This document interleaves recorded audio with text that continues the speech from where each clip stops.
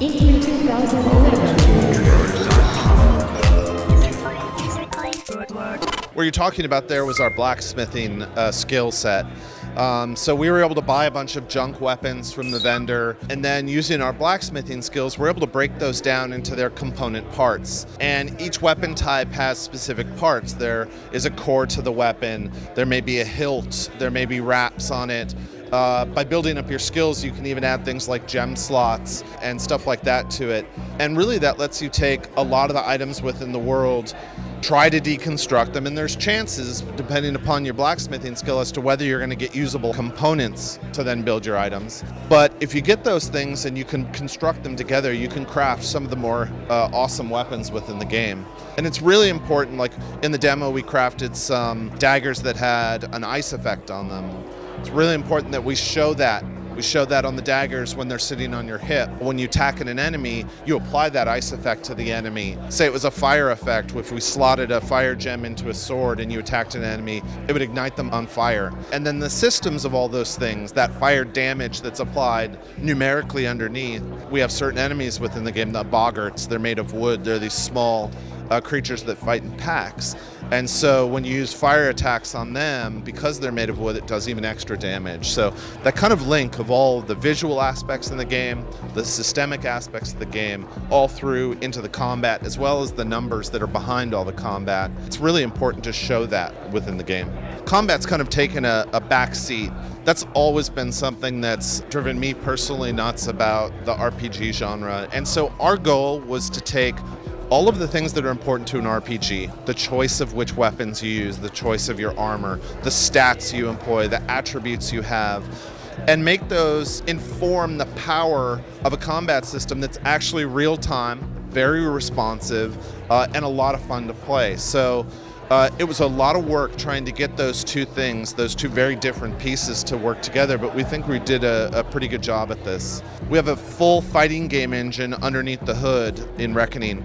So we support things like frame interrupts, there's dodge, there's parry. You have fast weapons and slow weapons. You can frame transfer from a fast weapon to a slow weapon.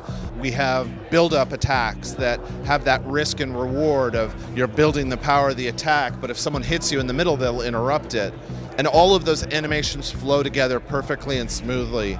It's a very complex animation system under the hood. It's akin to something you might see in a fighting game or an action game. But it's really important to distinguish that your effectiveness as combat is not dictated by your button presses.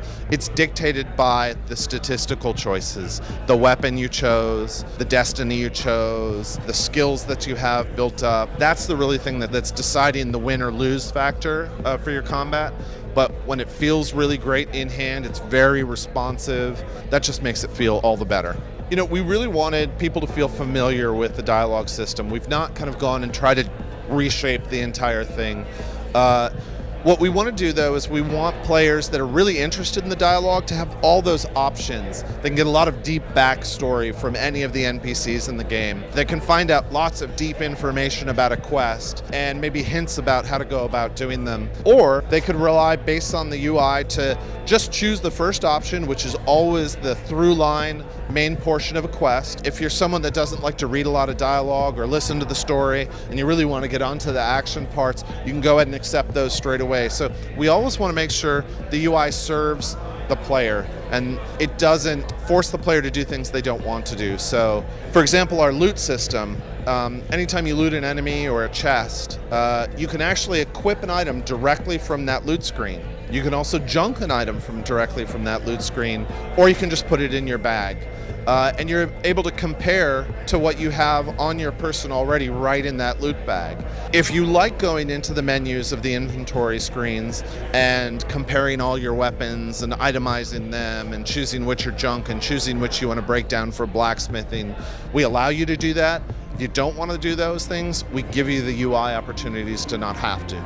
There are a lot of challenging parts of making a game like this. It's huge, and there's so many systems that you have to worry about. Dialogue and narrative, action and combat, exploration, the amount of content that goes into these types of games is immense. There are hundreds of unique dungeons. There's hundreds of thousands of items in this game, and all the different characters and the clothing that gets put on the characters, the voices for the dialogue. It's really vast. It's really kind of an insane idea to build one of these games, but we had a lot of the expertise on the team and really just decided to go for it, and we feel really, really good about this product. Kingdoms of Amalur: Reckoning is coming to the PC, 360, and PS3 in 2012.